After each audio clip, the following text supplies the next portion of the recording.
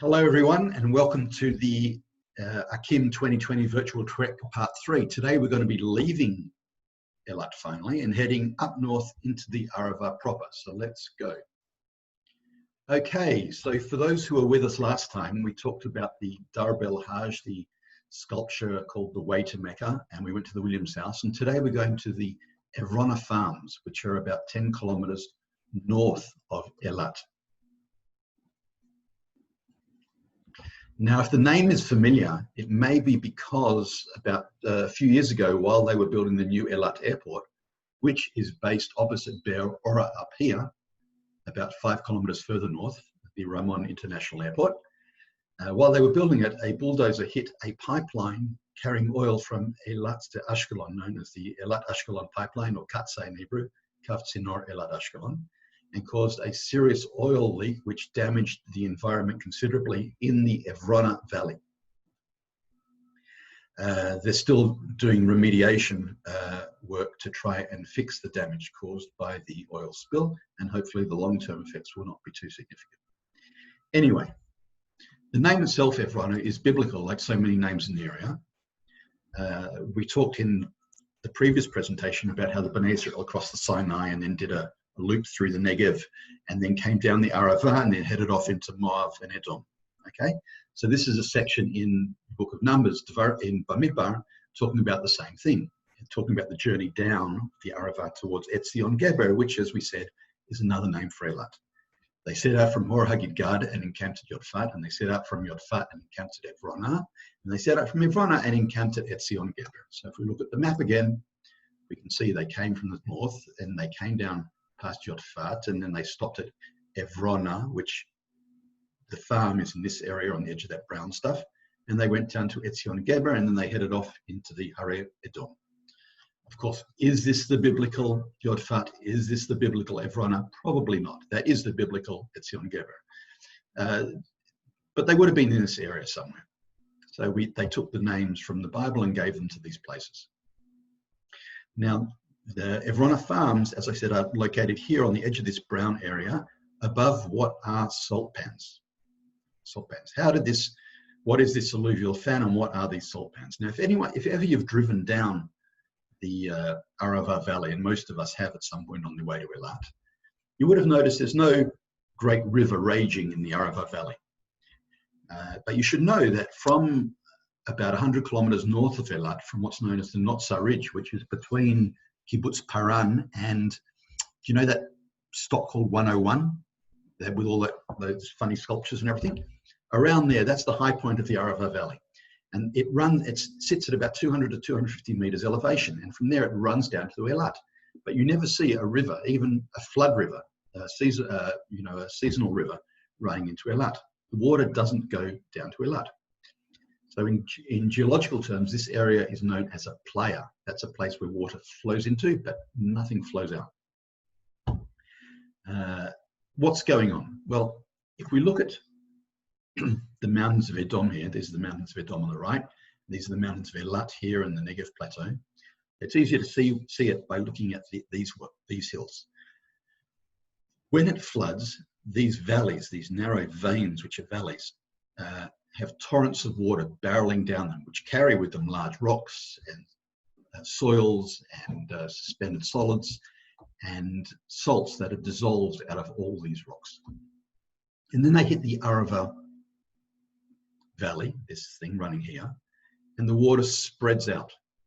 Now, as it spreads out, its velocity drops. And when its velocity drops, it hasn't got the energy to move the large boulders anymore, so they settle. And then it spreads out more and it can't carry the small rocks and they settle. Then it travels a bit more and slows down and it can't carry the large grained soil and they settle, and so on. So you get these alluvial fans as the water spreads out of the valleys, starting with large boulders towards the mouth, smaller rocks, coarse grained sand, fine grained sand. Finally, the water gets to the bottom of the valley. It can't go up the other side. Gets to the bottom of the valley and settles. And as it settles, because it's very hot, it starts to evaporate well before it can flow down to the Gulf of Aqaba.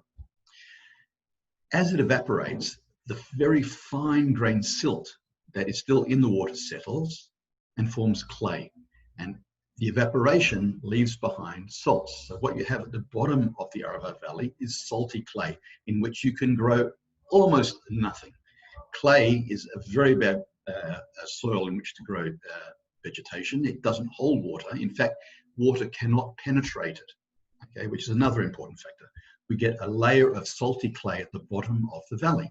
The next year when it rains, the water again gushes down, hits the salty clay, can't go through, forms a temporary, if you want, like a salt lake, which evaporates, leaves more salt, more clay, and more good soil, alluvial soil, in these salt fans on the slopes. So then someone came along and decided to build a farm over here on one of these alluvial fans. The question is when, why, and how did they do it? Well, the why they did it, we've actually already answered when we talked about the Dar Bel Hajj, the pilgrimage routes to Mecca.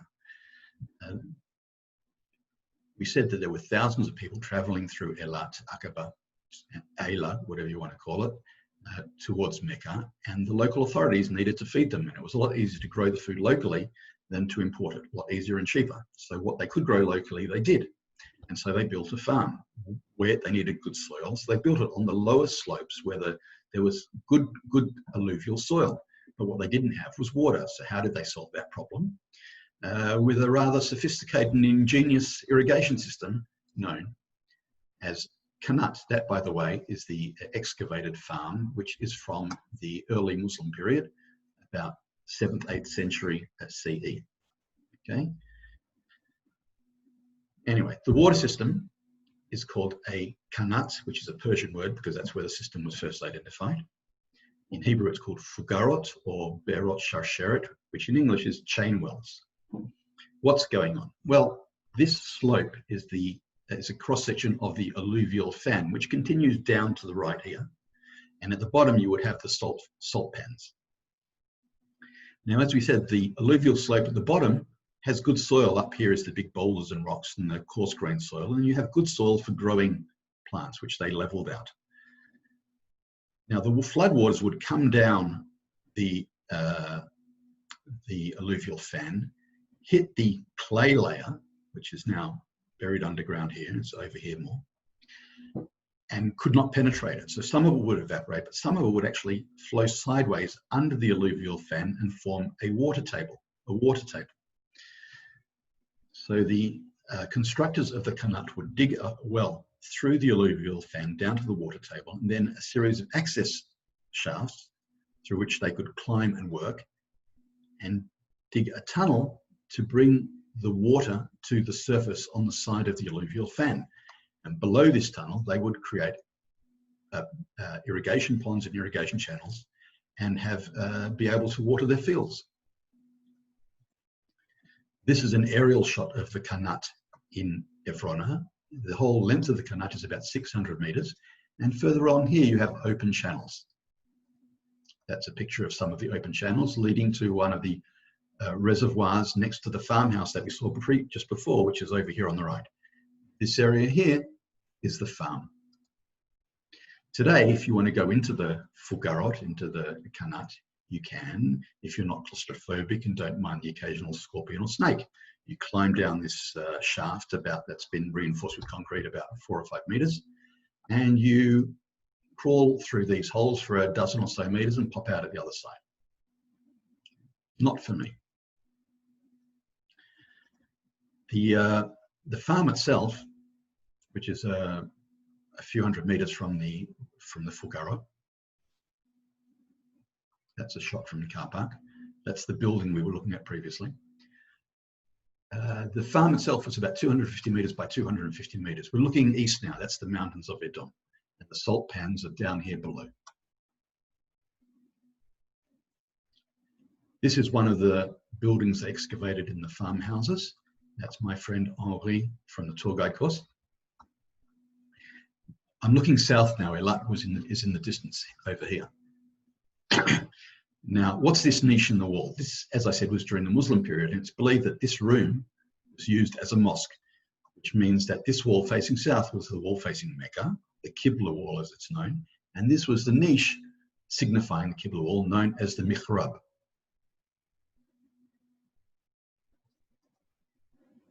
And before we leave, though, I want to talk about the critters and plants that you might find in the area, at least one or two interesting things. This what we're looking at now is called the Rose of Jericho. Now, the Rose of Jericho is a marvelous little plant. It looks like it's only about a fist-sized ball. It's like a tumbleweed. You'll see it rolling around like this. But when it hits water, when it rains, within a few hours, 3 or 4 hours, it can turn into this lovely green thing. That would require a lot of water, but it still opens. It's also called the resurrection plant for that very reason, because seemingly from a dry twig, it comes back to life into this. Now, it's called the Rose of Jericho, not to be confused with the Jericho rose, which is a parasitic infection caused by a protozoan bug carried by this thing, which is called a sandfly, which itself travels around on this thing, which is called a rock hyrax or a Shaphancella. Now, we see Shaphancella all over the country, okay, the rock hyrax. We see them in Gedi, you see them, a lot of them, you see them in the Golan, in the Nimrod, see them in Tzfat, you'll see them even in Jerusalem, on the outskirts of Jerusalem. They seem furry and friendly and really nice. They're not. Stay away from them, okay? Because they carry this sandfly, and you can get leishmaniasis, the Jericho rose, which is a nasty parasitic infection. Okay, but before we go, I want to just show you a time-lapse photography of the Rose of Jericho coming back to life. I think I mentioned it's also called the resurrection plant. It's also called a dinosaur plant because it is a very, very primitive type of plant. It looks like a fern, but in fact, it's classified as a moss. Anyway, I hope this works. Let's give it a whirl.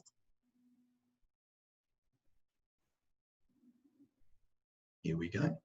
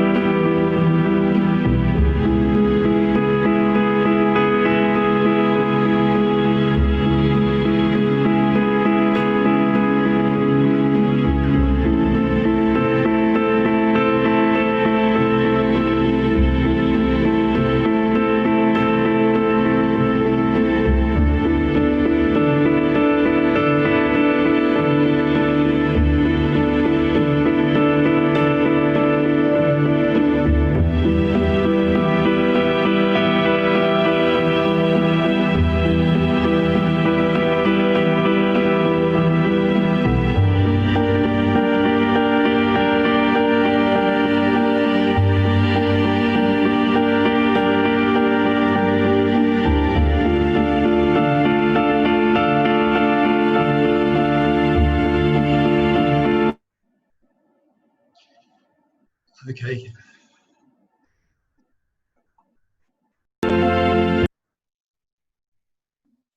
Try that again. Okay, you get the idea. It's a fascinating little plant, and if you look carefully, you'll find a few floating around the Arava. I hope you enjoyed that little excursion, and we'll continue with part 4 in a few moments. Bye.